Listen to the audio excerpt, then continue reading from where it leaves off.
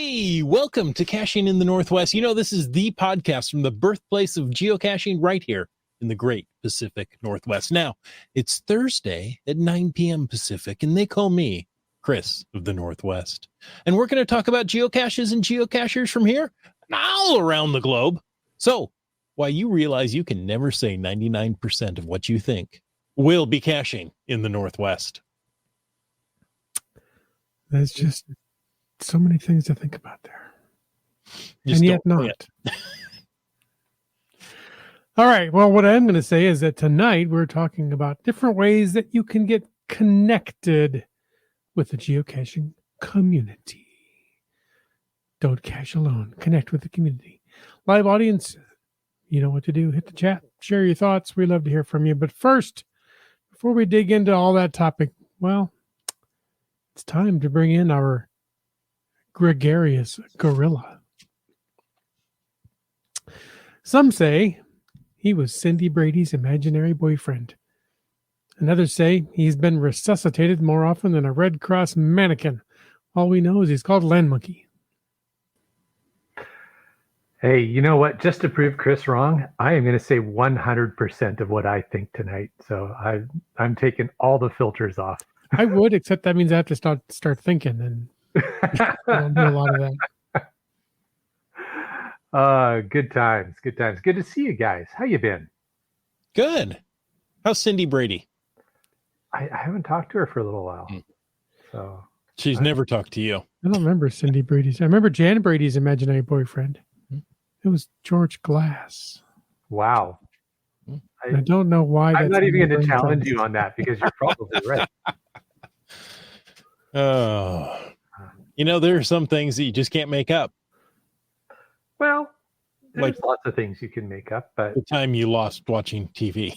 Yeah, there you go. You can't make that up, that's for sure. And you know what else you can't make up? You can't make up great support from patrons that help to keep a podcast coming.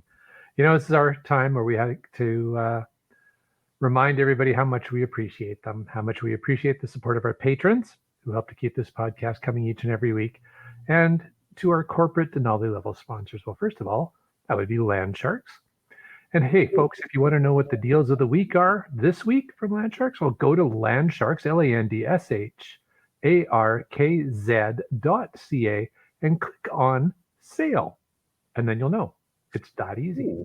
Well, that is easy. It is. It really is. And you know what else?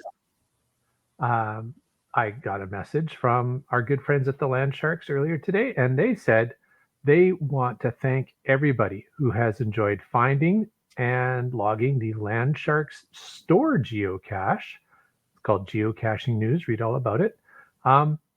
Everybody contributing together has helped make it a geocache of the week recently. So very cool. And quite the honor. Haven't found it yet. Oh, sorry. Go ahead, Jim. I said quite the honor. It is quite the honor. Yeah. And folks, if you haven't found it yet, it's GC5Z4N2. How appropriate, has a Z. Mm-hmm. GC code. Gotta have the Z. Yes. Also, our other corporate sponsor, Gold Country Geotourism. Visit exploregoldcountry.com. Learn more about the geotours, the region. Don't forget to download the app and check them out online at exploregoldcountry.com. And folks, if you want to know more about supporting the show, well, all of us can do it. You can do it as well. And many of you do, and we appreciate that. And if you want to find out how, well, you can click on the Patreon link on the cachingNW.com website. That geocaching news cache is quite the longevity, because what Custer says, we found it 2 stores ago. Yes, it has moved. Yeah. That's an interesting time frame. Right. Yeah. Number of stores. Yeah, not everybody measures their measures time by number of physical locations they've been in. Hey, and you know, speaking of geocaching news, read all about it. I know we're not to the official news story yet, but hey, the Camp Clan is our new grandparents again, second grandchild born this afternoon. So congrats to the Camp Clan. The Camp Clan is expanding. Excellent. There you go. Confetti flying out. Yay. Oh, here, I got fireworks. There we go. Yeah. I got a shark. I got a rock. What else have I got? I got a motorcycle. Here you go. Oh, yeah. The grandson will be writing that nothing flat.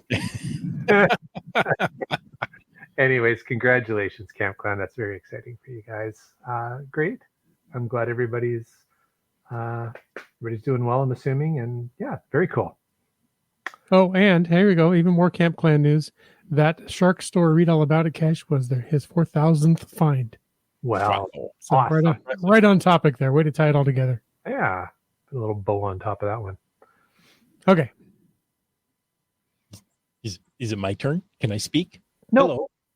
Oh, I was going to tell you this other story. Yeah. Okay. What's No. that, Jim? No, go ahead. I got I nothing. was just going to tell you. Well, actually, I was going to ask you something. Yes. Can I start your Anybody motorcycle? wanna- Can I start the motorcycle? Is that what you're going to ask? You can. Oh. There we go.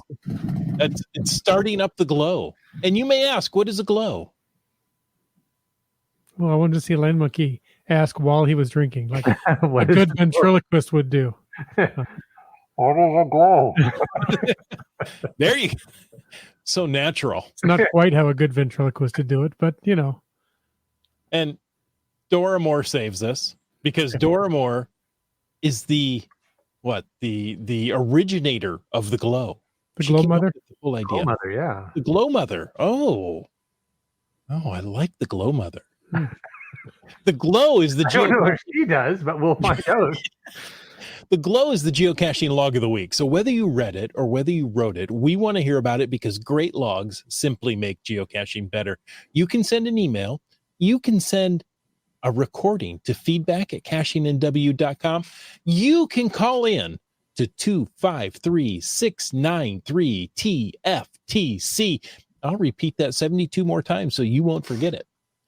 Call now. That's 253-693-TFTC. Operators are I've already standing by. repeated it over 500 times, so I think. Oh, yeah. Oh, never mind. You guys got it now. And show us how you glow. All right. Well, this week's glow was emailed in from Limax. Cache is GCACXPT. GC Alpha Charlie X-Ray Papa Tango. Titled, Can Ya See It?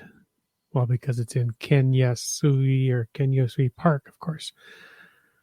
And it sounds like it was close to his home. He says, I was out getting caches in Tracy today. That's a city in California, by the way. Going after some of the more urban hides. This was very tricky to get.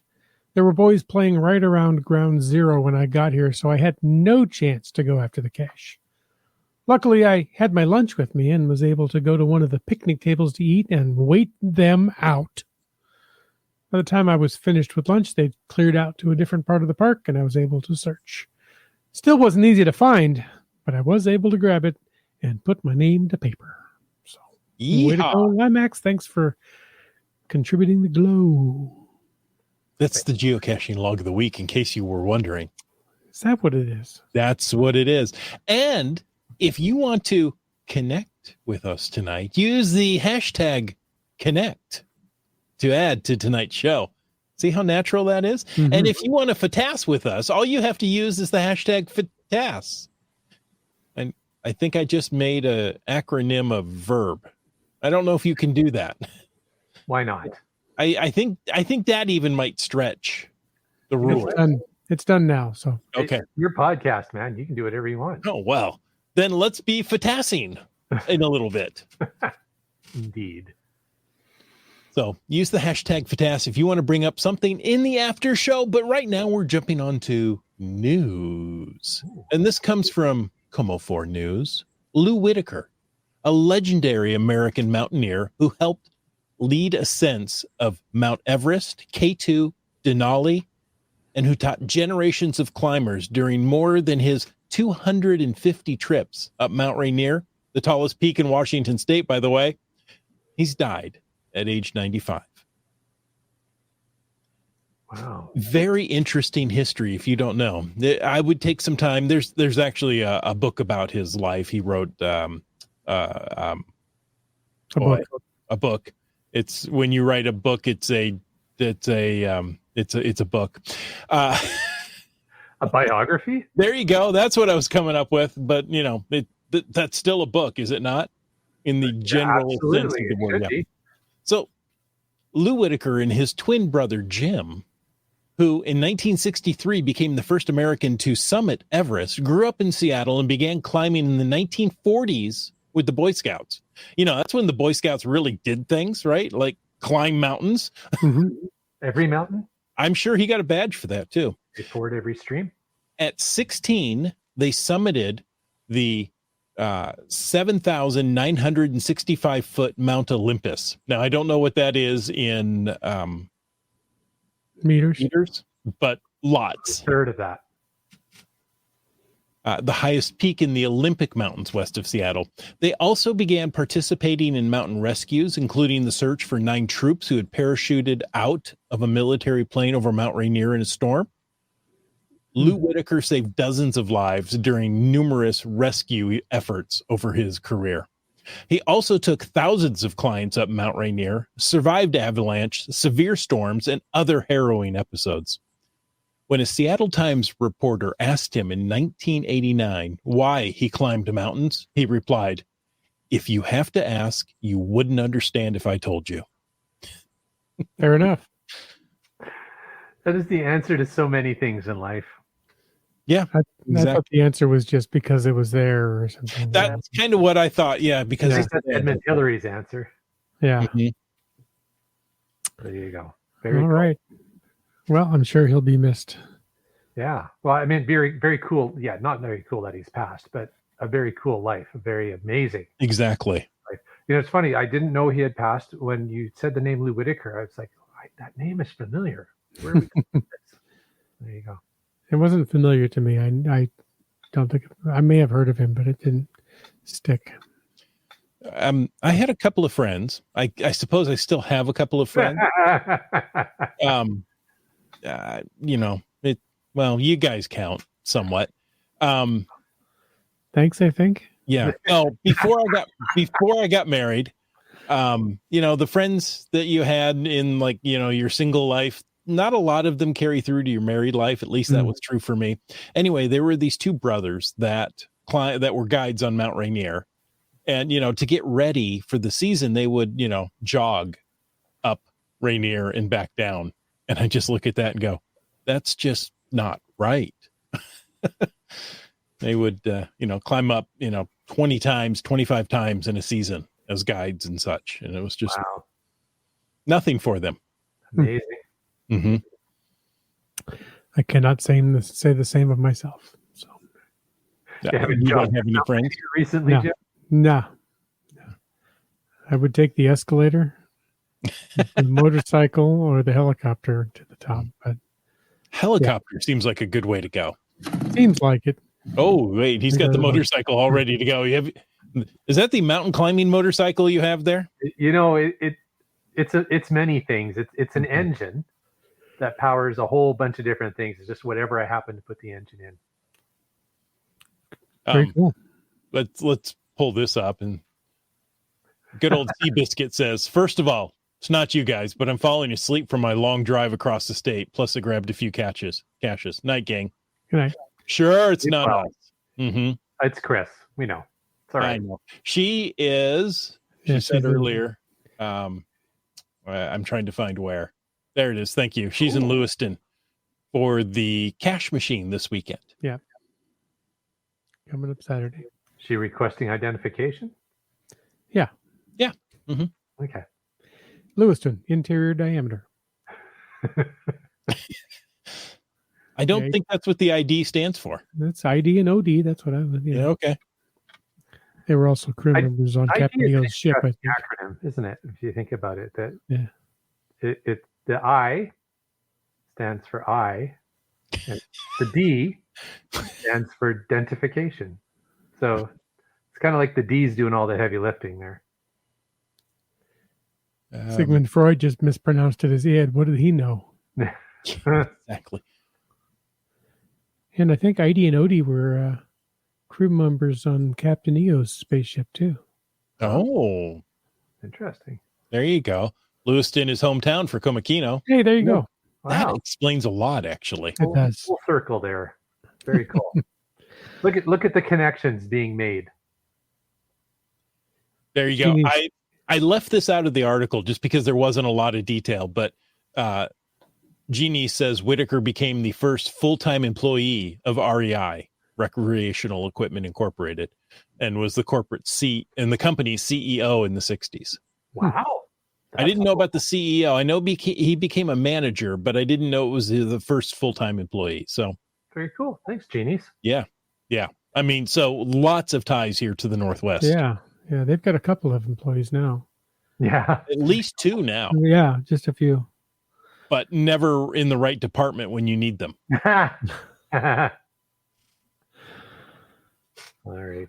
All right. Well, other news, Yes. staying in the Northwest here, things are getting ready for the 7th annual Fraser Valley Cache Bash. It's coming up just a month away. I know that because today's date is 4/4, and the date of this is 5/4. Figure that 1 month thing out in my head. Yes. Wow. 4th of May on a Saturday, all the new caches get released, and the kickoff event will be 4 p.m. that afternoon. I'm sensing a 4 theme. So I think you should go out that day and find 4 caches. That's right. Well, I think we're also sensing a bit of a Star Wars theme with May the 4th. Oh, okay. But go on. It's mere minutes from the border crossing, so why not plan to enjoy a day of Fraser Valley geocaching fun? The event, I think that's the event, is GCAMB40, Alpha Mike, Beta, Bravo 40. You can find out more on the Fraser Valley Cache Bash website at fraservalleycachebash.prilang.com. What? Or you can just Google Fraser Valley Cache Bash. Fun.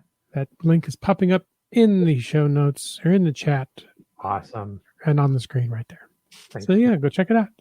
I've heard it's a lot of fun.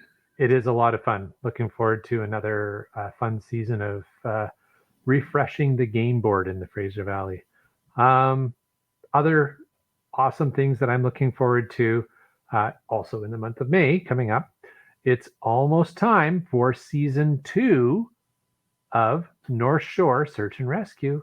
If you enjoyed season 1, it's taken them a little while because #COVID, but season 2 is coming. It'll be airing on the Knowledge Network starting May 28th. Until then, you can watch season 1 at knowledge.ca/program/search and rescue North Shore. Or again, just Google North Shore Search and Rescue and Or ask Jeeves. or ask Jeeves. Oh my goodness. I saw one of those old search engines popped up and it's something I was discussing the other day. It was weird. Alta Vista. Actually, it one of those, and it's actually in use still. Like it still operates, and somebody used it for something. Like that's just weird. There are others out there, but Yeah. Google and I Bing like- kind of hogged all the. I liked Alta Vista in the day. Yeah. Alta Vista, ask.com. Ask. And of course, Yahoo. That still exists. Yeah. I don't remember what that other one was. But AOL. Chris, why don't you keep us going? It will I come will. to you. You know what? Tonight, we're not talking about search engines from 20 years ago. No, we're talking about something new and fresh right now. We're talking about ways for cachers to get together. Whether you're a new and fresh cacher or an old and grizzled geocacher. Why are you looking at me? Are you talking about the way they smell? Well, let's go on. Whether it's Axe or Aqua Velva, whatever body spray you were using in the day, you can get connected with the geocaching community. That can be close to home. That can be around the world. We're going to start off on this topic, assuming that you're somewhat new to geocaching, and going to share some tips on how to connect with the geocaching community, but live audience and listeners that come in a little bit later. It could be a month later. It's okay. Share your thoughts and tips with us on how you can #connect. Very cool. Yeah, but you came up with a very quick way of quickly separating sets of generations there. Aquavelva or Axe body spray. That really highly definitive of a generational gap. There's something about an Aquavelva, man. And wasn't there like Brute right there in the middle? Brute by Fabergé. There you go. Oh, too funny. All the odors and what Custer says, that's what it means. He has a certain air about him. Well, I've been told I was built upside down because my nose runs and my feet smell, but all right. Well, hey, getting connected with other geocachers can be a lot of fun and just bring more to your geocaching experience. You may be asking yourself, what are some reasons to get connected with other geocachers? And yourself may reply, well, how about to learn more about the game and local hides? Because you may think you're smart, and you are, let's face it, but you don't probably know everything. Just going to go out on a limb there and say that. So you can learn more by talking to others and check out local hides, see what somebody else's experience has been. You can probably learn more about with talking with others than talking to yourself, as these questions have been posed. Probably. Yourself. Yes. I'm just thinking out loud. There you go. Since now that you're Sorry. thinking. I'll stop it. No, that's all right. I thought we all agreed no filters tonight. Oh yeah, that's right. Yeah. I forgot already. I Yeah. filtered that out. Another thing that yourself or somebody else might respond to your question is, well, you could team up with others for geocaching adventures. Team. I love saying the word team. Is that a picture of your family over there? It's the A-team. So yeah, sometimes I do like to go out and cache alone and just have some solitude, but more often than not, I prefer to go team up with others and have some fun together in the geocaching community. Like what may be going on at Lewiston this weekend. Yeah. Apparently. You could hitch a ride with somebody, maybe make some new friends, ride in the back of a pickup truck with somebody you barely know. I don't know. It's been known to happen on different caching experiences. Yellow pickup trucks are better, by the way. Oh, The color makes a difference. do they Mhm. smell like bananas? Oh, I don't know. Or lemon. Well, and one thing that I do like to team up with others for is solving puzzles and mysteries. Mm-hmm. Because, by golly, some of those things, it's amazing how you can just beat your head against a puzzle for days, and somebody will come with an entirely new perspective and say, hey, you thought about that? Yeah. And you're like, I hate you, but thank you. Why am I stuck in a fixed mindset? And you just come in out of left field. Yeah, that's true though. I mean, group puzzle solving is definitely has a huge advantage over a single person, because you're right. Human nature, you tend to get stuck on a path. So if you have somebody else suggesting some other path, it can open your mind to, had not considered. Yeah. So that's a great suggestion. Or just ask Mrs. Land Monkey, and then you're done. Well, that's what I do. Myself is out of ideas, though. Anybody else got any other reasons to get connected with other geocachers? Well, I'm sure there are other reasons yourself. Myself, I said. I think one of the best way to connect with other geocachers is events. Yes. Right? Which is often where I've done some group puzzle solving at events. Exactly. Now, there are different types of events, and going to your first event, that can raise some anxiety in some people, right? I don't know if I fit in. I don't know any of these people. I don't know what they do. I've heard some geocachers are weird. Do I want to actually, spend time with them? And then you meet people like us, and then that erases all doubt. Yeah, they are definitely weird. And no, I don't want to spend time with them.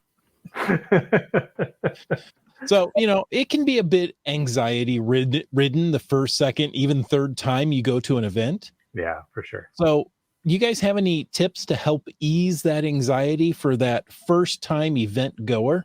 No. Oh, okay. Oh. Good luck. Sucks. Just do it. Yeah. Just take your anxiety pills and hope for the best. Just jump in with both feet. Yeah. Well, and in a way, I think that is the best advice. Jump in with both feet. But, well, I guess first of all, you have to know that the events exist. So if you are new to this podcast, maybe you're new to the game of geocaching, maybe somebody pointed this podcast out to you, and we thank them for doing that.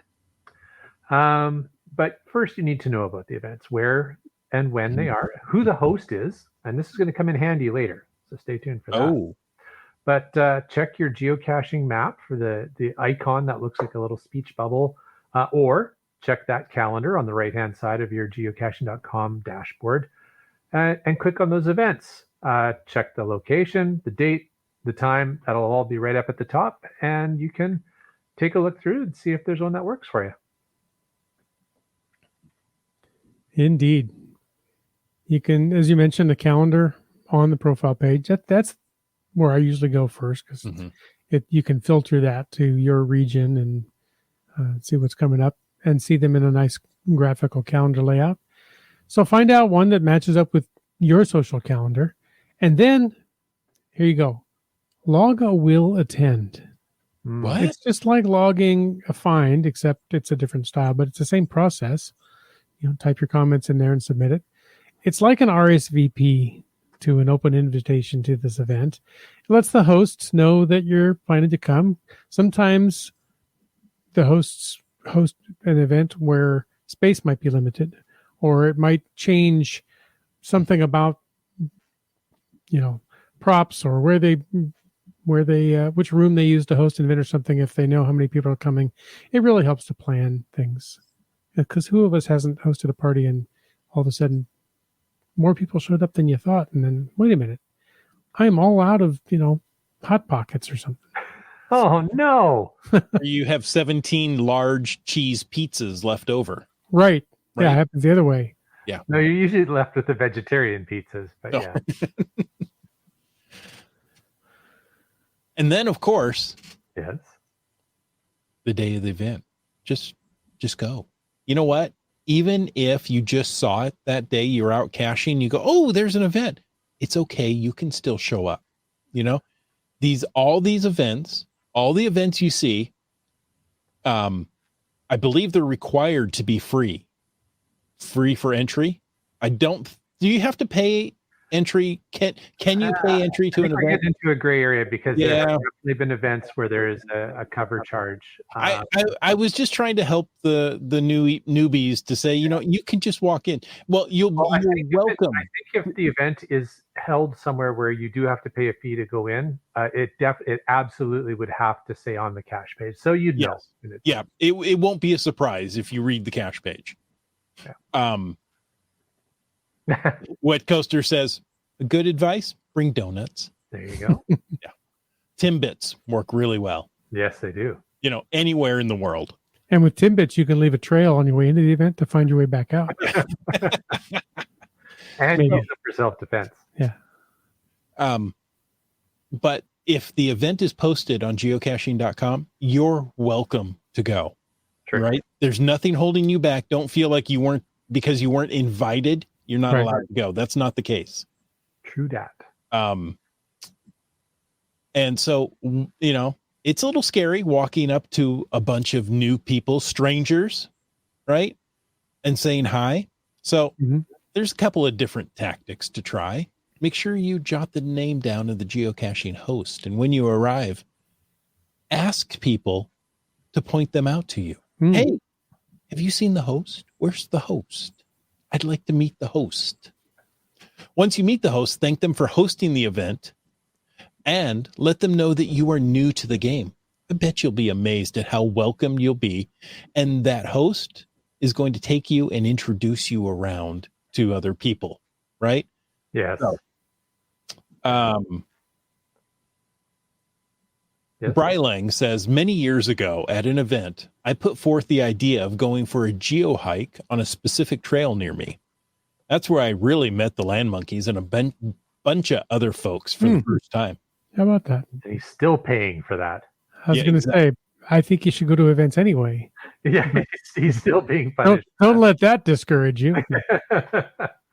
No, but it's a good point, right? And I think that's Chris, what you're getting at there. It's a great tip. Just ask to be introduced to the host. It can at least break the ice a little bit. Mm-hmm. It definitely can be scary meeting new people, and often I have experienced, and I see myself. Geocachers at the meet and greet events, they'll all be chatting in small groups. They all got there early because they're geocachers, and then they're going to be discussing adventures, caches, puzzles, whatever in their. I'm trying to avoid using the word cliques because it's not really, because they're not going to like put their shoulders together and box you out, but people have common interests. They see friends, they just start chatting.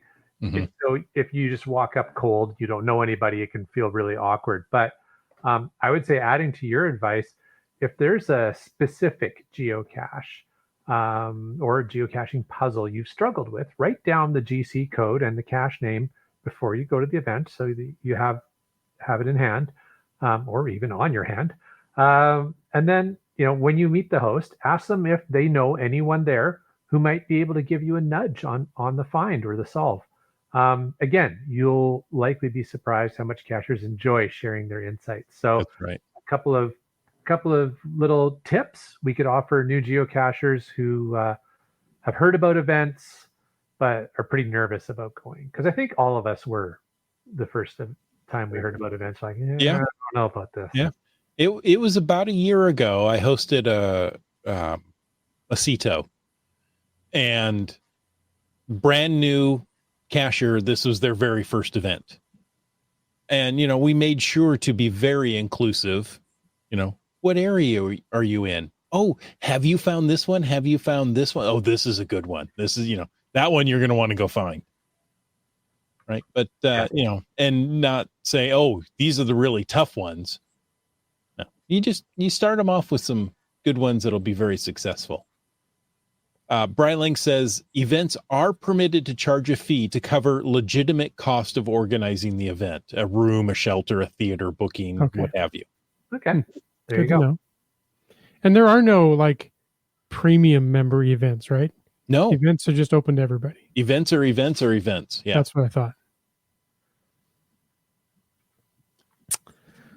All right. So what else we got here? So you made it to your event. Yes. Good job. Thank you. Mm-hmm. That's it, right? Yeah. You just go up and when the cliques put their shoulders together, just hip check them, jump into the fray, and give them your shoulder. Don't do that. Yeah, do that. Actually, go up and introduce yourself politely and be aggressive. Oh yeah, especially if it's like under the key, the hoop in the key there go up and introduce yourself politely and say, "Land Monkey sent me." I think people should do that to any event anywhere in the world they go to. They should walk up to the host and say, "Hi, I'm," say your, insert name here, "Land Monkey sent me." I should go make a new ghost account called Your Name Here. It's probably already taken. Probably. My name is Your Name Here. So you've chatted now. Oh, there you go. Kitty Quest said the first event that she attended was a CETO. There you go. Good way to start. But anyway, you hip checked in there. You tackled a couple of people, and give them the. Well, I can't say those words anybody. Whatever, noogies. How about noogies? There was a derogatory term, Burn, that we used to talk about now. Yes. Yeah. I can't say that. No, noogie works. We all know what a noogie. Noogie, and what really? No. That's good. Okay. You did all that to everybody at the don't play favorites now. Don't leave anybody out. Make sure you get everybody. You met the event host because you did what Chris told you to do. Don't do what I tell you to do. You will have a far better experience. Should you just go home now? Is that Obviously. I guess if you gave everybody nuggies, you should just go home and never come back. No, it's the wet willies that you can't return from. Okay. Yeah. I just want to take a break from this. This is good information, but Is it really? if I'm the voice of reason in this podcast, we've got a real problem. Okay. Well, I think we already knew we have a real problem. So, And here I am. 2 problems. Monkey Cake says, we hosted a geocaching event for IHAM's 40th birthday. Scouting Forever had taken his wife, our ex-gal, on her first cache outing. They came to the event, and she was sure she had crashed a party. You probably did. I can see how it would feel that way. Yeah, Mhm. absolutely. I think I went to an event for one of Monkey Cake's birthday parties. Mm-hmm. I had to be at that. Well, I was at a IHAM birthday party. I can't remember which number because we're all so old now. Yeah. They'll just blur together. Yeah. Dora Moore says, we attended an event on a 3-day trip to Winnipeg. One of the locals took us caching after the event and even drove us to the airport the next day, caching all the way there. Wow. There you That's go. service. Well, that's Canadian. I mean, that's to be expected at every event. That's definitely getting connected. That's awesome. Nice. So you may not just want to jump into a vehicle full of strangers. Perhaps not. Dora Moore, she has no problem with that. Actually, I don't have a problem with jumping into a vehicle with geocachers that I don't know well, right? It's always worked out well. Geocachers are good people. And it's fair enough for us to say based on our own experiences, but I think also keeping in mind the perspective of someone maybe new to exactly community. Exactly. This, I can definitely understand trepidation about just hopping in a vehicle with strangers that you meet at a geocaching event. Yeah. I'll tell a little side story here. Okay, when we first met the land monkeys in person, I was wondering if this is where you were going. It was at an event. It was at an event. And from there, we left Tacoma, went to another state, out into the middle of the woods to geocache. And my wife says, are you sure you want to get in a vehicle, cross state lines, and go out in the middle of nowhere with people you really haven't met yet? Foreigners, no less. Yeah, exactly. Canadians? Really? Is this a good idea? Well, yes, of course I do. I think Mrs. Land Monkey had the same questions about us. I think we did. However, it all worked out for the best. Did it? No, yeah, it did. So, okay, maybe you don't want to do something like that. And that's totally okay. Maybe what you want to do is go meet them at a trailhead or at a parking lot, or, go meet them at a cache location and, get together that way. That way you're in control. You've got a vehicle. You can leave at any time you want if you're uncomfortable. Mm-hmm. And it gives you a way to check them out, right? And still have your own anonymity. Yeah, well, it sounds very much like what Brylang said he had suggested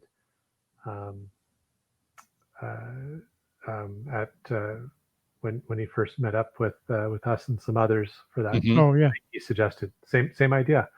I'm starting to see a trend here of meeting up with people at events and going out caching. maybe people should go up to the host of the event and say Land Monkey sent me. I'm really starting to feel like that's just what should happen. Nervous Energy says, I went to my first event last summer and saw Chris from the show and forced a hello. It still feels pretty awkward for me at events, but the more I go, the now I'm realizing how welcoming everyone is. That's awesome. That's and great. Nervous Energies is a great guy. If you get an opportunity to meet him or his family at a geocaching event, make sure to say hi. And just check in and see what he's up to, because he's always up to something cool. So That's right. He is. And you know what? To me, it didn't seem awkward at all. cool. He seemed very confident, very natural. So Awesome. Bunch there of you great go. You did content. good. bunch of great content in here. Wet Coaster, very active tonight, says caching events may be the only place these days where you can go not knowing anybody and end up in a car with several of them within the hour going to find a geocache. Fair enough. It's true. That's a good point. Doramore says, we got into a 4x4 pickup with strangers at a Gold Country event. They took us to the top of a mountain we'd never have gotten to in our own car. And did they bring you back down as well, or just leave you up there? Well, and funny. I love this. Oh, nice. Yes. Marcy says, events are where you go as strangers and leave as friends. That's awesome. Absolutely. I was going to say, speaking of Gold Country and mountains, they're still there. Well, you got good reception up there. Yeah, can somebody please go pick up Doramore? If you're listening to this, please pick up Doramore. She would like. Yeah, even if it's 6 months from now, Yeah. she still needs a ride, probably. Oh, that was funny. Well played, Doramore. That was awesome. Yeah, I was going to say, Mrs. Monkey and I were. It wasn't at an event, but we were making our way up one of the mountains in the Gold Country series, and a couple of strangers were driving up. A couple of young ladies were driving up, and they saw us hiking and sweating, and said, "Do you want to? We're driving up a little bit further, close to the top. Do you want to come?" We're like, "Yep." So they weren't geocachers, but we had a great chat. Lovely. That is so true, that hikers and people you're going to meet on the trail, there really is almost an instant bond, isn't there? Yeah, we're both outside doing the same thing. Unless they're dragging a tarp that has a weird body shape in it. And a smell. Or carrying a chainsaw. Yeah. Or riding a lawnmower. I want to say a riding lawnmower. Driving a ride-on lawnmower? There you go. Thank you. That's it. Yeah. Otherwise. Yes. Brylang says, it appears that when we connect with other geocachers, it breaks down the stranger danger barrier pretty quickly and we climb into the van willingly. As long as they've got puppies and candy. I was going to say, if there's free candy, I'm in. Yeah. Oh, my goodness. That's what the event is for. You get your donuts, you get your sweets. I told you the filters are off tonight. Okay. Good times. Where are we in the show notes? I don't know. Somebody's playing a banjo. Kitty Quest says, I've definitely left events with extra people in my car, often having known them for a grand total of 10 minutes. Wow. Yeah. That's awesome. Yeah. I mean, I do it all the time, right? Hey, let's go over and get this cache. All right. That's what it does. Yeah. All right. I think we're talking about making. Okay. So yeah, definitely events have been sort of the focus of the topic tonight.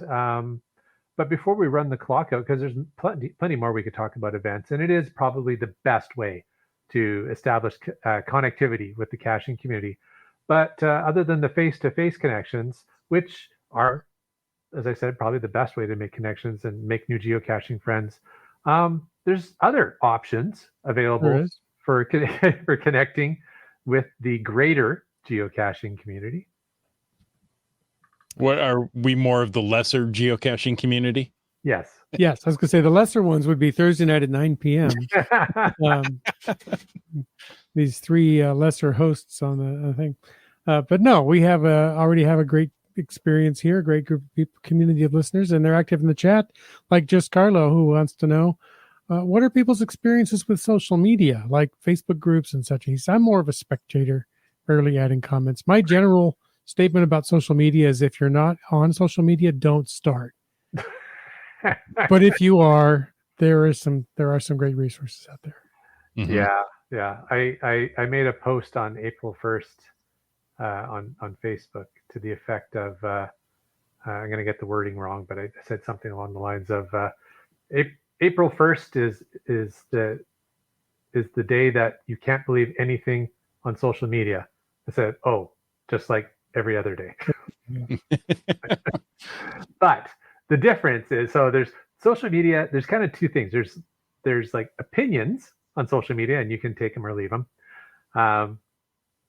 There's all kinds of expressions about what opinions are like. But the other thing is there's communities. And I think this is what Carla was getting. There are communities. And generally, communities are pretty good places to be in social media when it comes to geocaching. Now, like any community, there's going to be a variety of personalities that are taking part. So your mileage will vary, but for the most part, the majority of people are pretty decent people online there as well. And if you want to find a place where people are awesome online, well, that's our chat group. Yeah. Right here every Thursday night. And this chat group, like other, I'm going to go out and say quality chat groups, have really good moderators and good self-moderation. So there's people here that every now and then some objectionable content pops up in our chat, and it's gone sometimes before I even notice it. Yeah, I look down and go message her, and I'm like, oh, well, great job for that. Whoever did that, thank you. So yeah, the ones that are just an absolute lawless free for all are not the ones you want to hang out in. But no, most quality ones are moderated at some level. Mm-hmm. Yeah. But I think it's definitely a good point. We've got some awesome people in our chat tonight. I see lots of our regulars, but everybody's welcome. I think if you're new in our chat for the podcast, just type hello. I bet you'll get welcomed pretty quick. Exactly. We've had several podcasts with people saying, "Hey, first time here," and people have been very welcoming. Yeah. So we've had lunkheads come on as well, and they usually don't stick around. They don't stick around because it's a good place. It's a good safe place here. So don't be a knucklehead. Here you go. Yeah. Iham says we were visiting Victoria and mentioned it in the podcast chat. That's what's happening here live Thursday night. Mm-hmm. Kitty Quest offered to meet us the next day. Sorry, Chris, hold on. Who offered? Oh, Kitty Quest offered to meet us the next day and show us some cool local caches. I'm sorry, Kitty Quest. I got really excited reading that one and just, forgot. Well, Victoria is very, people there are very helpful. We were even aided by a local security guard one time on the grounds of the Parliament building, was it? Yes, the Parliament buildings. Yeah, that's funny. Just Carlo says, my first event was a CETO. I might not have gone for a personal invite, if not for a personal invite from the host. Nice. So very cool. Excellent. Well, we're glad you did, Carlo. Oops. At a recent CETO, this is Brylang, while digging holes to plant some shrubberies, I was listening to other cachers discuss a new multi-cache and its various stages and what was required to complete them. So there you go. Were they all saying me? Yes. They could be. It was a shrubbery, a nice one, not too big. Very good. Well, yeah, and there are a number of back to Carlos' earlier question. There are a number of Facebook groups. I mean, like anything on. So let's talk about Facebook for a moment. Like anything on Facebook, you can find an endless array of Facebook groups about geocaching. If you're looking for a place to start, I'd usually suggest the local geocaching organization groups. What do you think, Chris? I love the local geocaching organizations, the WSGA, the BCGA. They're going to be hosting events on, a somewhat regular basis. So, that's a great place to start. They're good organizations. They are bridging the divide between the average geocacher and some of the state and local government agencies, the Parks and Recs Department, national parks, state parks, so that we can continue to have fun and look for things in those facilities without damaging the environment. Absolutely. Yeah. And again, right, just as a way to connect, those groups on Facebook are going to be very well moderated most times. Yeah, So it's a exactly. safe place It to is. ask questions and connect. And they're also going to point out local events in the area. Hey, I'm going to this, I'm going to that. Anybody else, going to Lewiston this weekend? So you never know. Maybe Apparently everybody. Yeah. exactly. So that may be one of those things that, like, I don't think I want to go with somebody for a weekend that I've never met. But you know what? Maybe I'm willing to go to a Starbucks for half an hour. There you go. Oh, yeah. Nope, not that one. I wanted this one. Do people use so Carlo asks, do people use the friends feature in the app and website? So he means the geocachinger app and website. I don't see a big use of that other than the leaderboards. Great. Yeah, great observation. Brian provided an answer to that a little further down. He said, you can also mention your friends in your logs, only those on your friend list. So if you've got friends in your friend list, you can mention their name in your log, put an @ right before their properly typed out caching name, and they'll actually get a tag, a notification that they were mentioned in your logs. That only works if you create your logs on the geocaching.com website, not in one of the apps, as far as Brian is aware. Okay. The other thing I use the friends lists for, the friends feature, is speaking of logs, I think Cachely does it. I think Project or whatever. Not what is. See, I use it so I go caching so rarely, and I've forgotten my Android app that I use. It's right there on my home screen. No, I use the other one. Anyway, when you're looking at logs, you can filter and view friends' logs. Yes. So I'll be looking at a cache here, and I was like, I'm really struggling. Let me view the friends logs. And I haven't already seen the friends logs because Land Monkeys found this cache 7 years ago. And, I can see, oh, yeah, they found it. So then or other local friends that I have here in the area that I can say, hey, give me a nudge here. I know you found this one. I know it's been 2 years, but so I do that. Yeah, for sure. So does Doramore. Yeah. And apparently Jim B, friends logs for the win. Right. Yeah. It's GC Droid. Yeah, there you go. There you go. I'm like just total brain dead today. CRS98 had a good one here. Talking about social media and such. He said, I reached out to some New Mexico cachers who are hosting an event to meet up with some out-of-towners because, well, we're geocachers. Yeah, that's very cool. So there's some New Mexico cachers who are hosting an event, and great opportunity to meet up.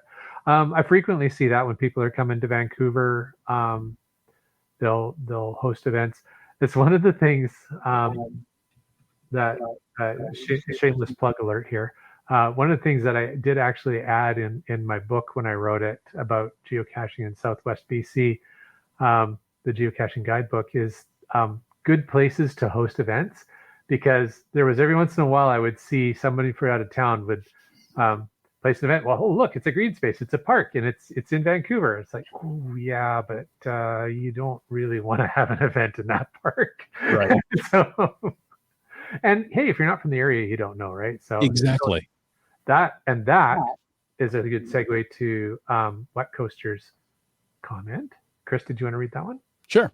Wet Coaster says, I've got some good information in a couple of UK caching groups for our trip last summer, such as where to hold an event when we were there. Yeah, for sure. Just because I've asked enough on this podcast, what I find is look for previous events and hold it there. Right?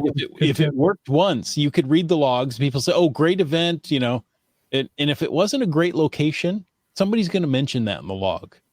So usually, yeah, they're you can sneak and do that. I've been to events where outer-towners have planned, oh, hey, there's a Starbucks here. Yeah, there's no seating in that restaurant. That's that's a grab and go location only. Yeah, we can meet there, but then again, I did a quick event at a Dick's drive-in.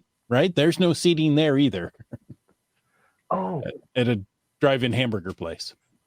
oh, You're I hungry now? no, in Sao Paulo, Brazil, Chris, I saw a Dick's Barbecue. But this is Dick's Hamburgers. Okay, but isn't it like Dick's Barbecue, like the place? Dickies. Dickies. Oh, Dickies. The Dickies barbecue place. Chris's big yellow cup. Yeah, that you like. There was one in Sao Paulo, Brazil. Wow. I think you could get better barbecue there.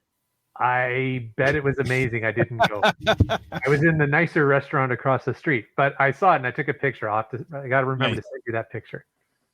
So I thought of you when I saw it. All right. Well, thank you. I'm touched. In the head. Nobody's arguing with that. Nope.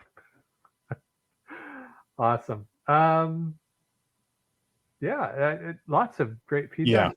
Yeah. Okay. So run the clock out here. Gonna do one more thing from Brylang about events, because I started off there and I shouldn't have, and I just want to close the circle.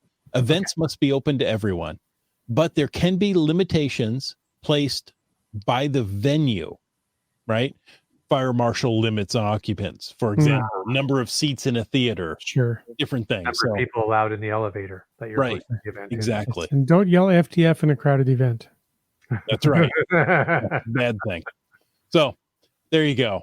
I kind of got off track there in the beginning, but I think we landed this plane.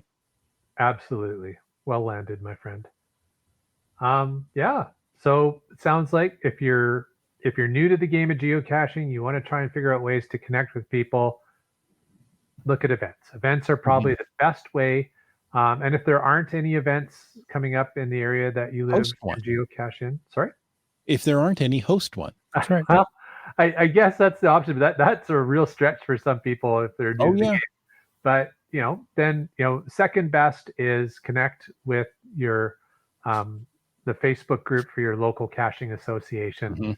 But the best option is try and get out to an event. I'm going to throw out another option. Okay. If there's a cache you really want to go to, but you're nervous about maybe the hike or the area, put a note on the page. Hey, I want to go out and find this cache. Anybody want to come with me? So, yeah. And you'll get a little group right there, just out of nowhere. They'll form around that. So good idea.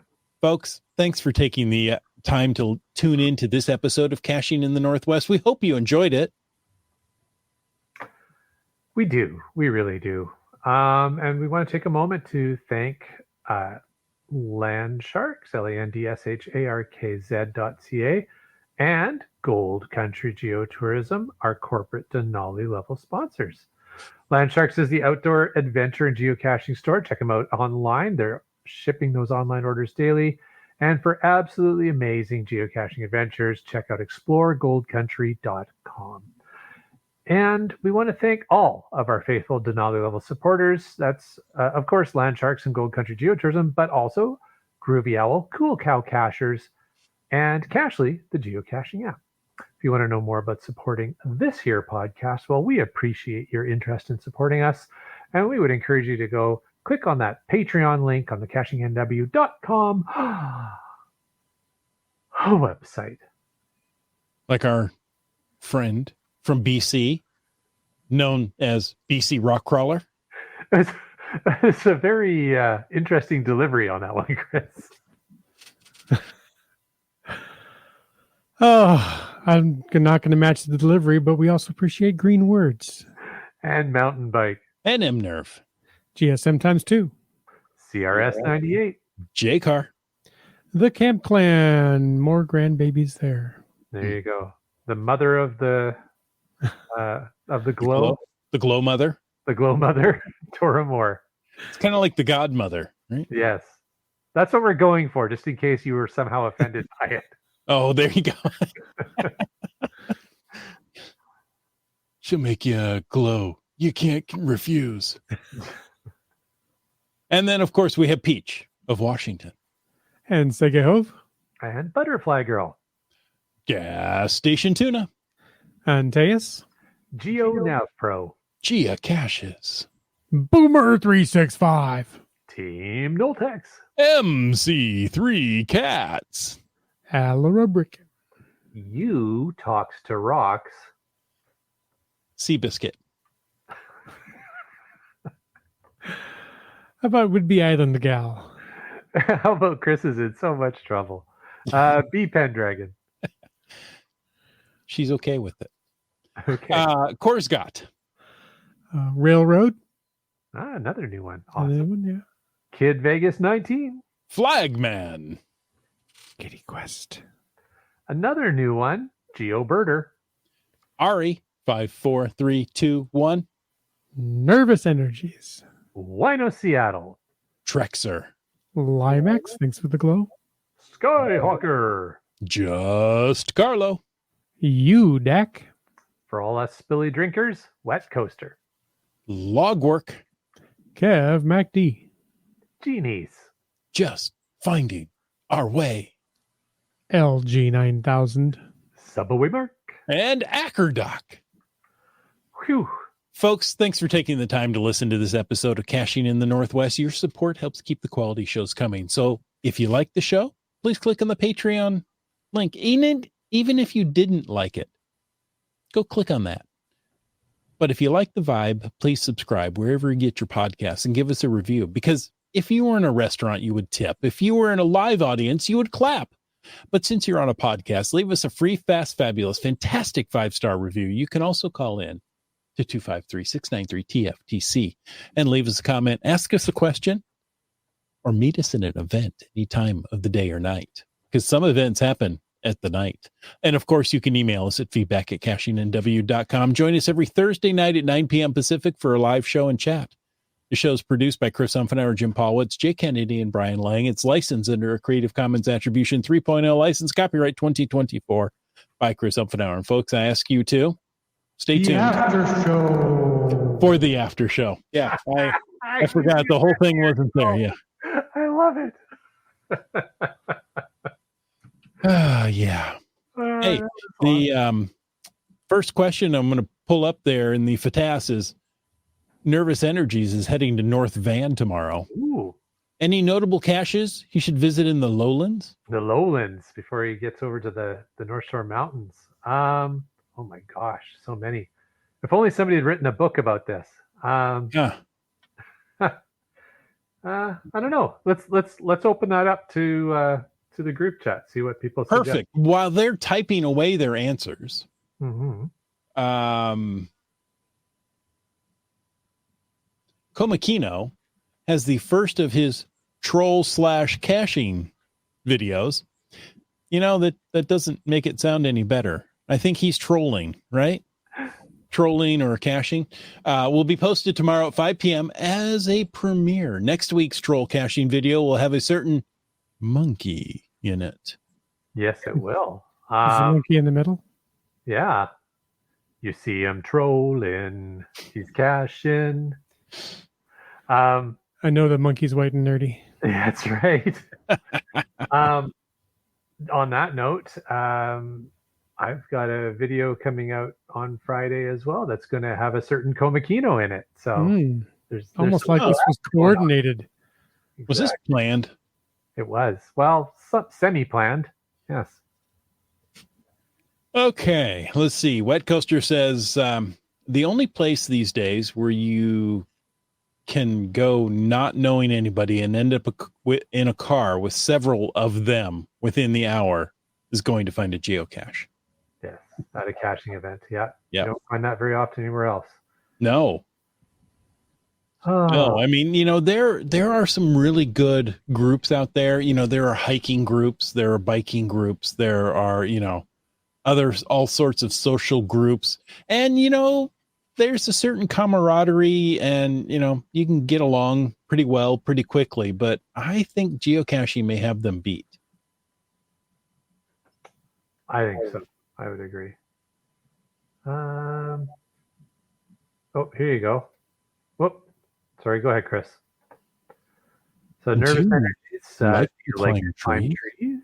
Yeah. Dora Moore is suggesting GC78J3H. I'll have to take a quick look and see which one that is. But there you go. So there's a suggestion. I mean, I think the default that we all do, which is, search on favorite points. Yes. Never go wrong doing that. Oh, I know. Depending on which way you're crossing the border, Nervous Energies, if you are coming up closer to the Langley side of things, you might want to check out the TARDIS cache. Oh, yes. That was very popular. That one is a fantastic cache. I'm going to try and look up the GC code for that one. While you're looking up the GC code for the TARDIS cache, Doramore says, we sent a muggle up the tree for us, but it's fairly easy for those who are younger than me. Brylang got a suggestion of his 10,000th find at GC 707 Charlie, Point Atkinson Lighthouse. Point Atkinson Lighthouse. Yeah, that's a great place to visit. So the cache I'm talking about is called Doctor Who. It's from a couple of years ago, Fraser Valley Cache Bash 5, hidden by Gearhead. And the GC code is GC9 Quebec X-Ray 5 Echo. And might be a little bit out of your way, but my goodness, that's one of the better caches in the Lower Mainland, in my opinion. Well, would it be worthwhile to do the Cache Bash, the Fraser Valley Cache Bash from last year? Well, a number of the Cache Bash caches will still be around. The other thing is, he's always welcome to come back up. Yep. I believe it was a cache of the week. Yeah, good point, Brian. And if it wasn't, it really should have been. Mm-hmm. I think it was. Well, right after Geo Woodstock, it had a lot of press. Oh, yeah. So it was well timed. That's for sure. Yeah, I would just sort on favorite points. Start with large numbers like 50 or more favorite points. You're never going to go wrong with those. Yep. Cool. I was going to say most geocaching apps will let you sort in descending order, so you could do the highest to lowest. And that's what I've often done, especially when I have limited time. Mm-hmm. With GC Droid, I hear that's a great caching program. Yeah, if you can remember the name of it. Yeah. It works well whether you can remember the name or not. I just know the icon on my home screen. Yeah, exactly. Awesome. Folks, thank you for joining us. And until next week, go meet somebody while you're out caching in the Northwest.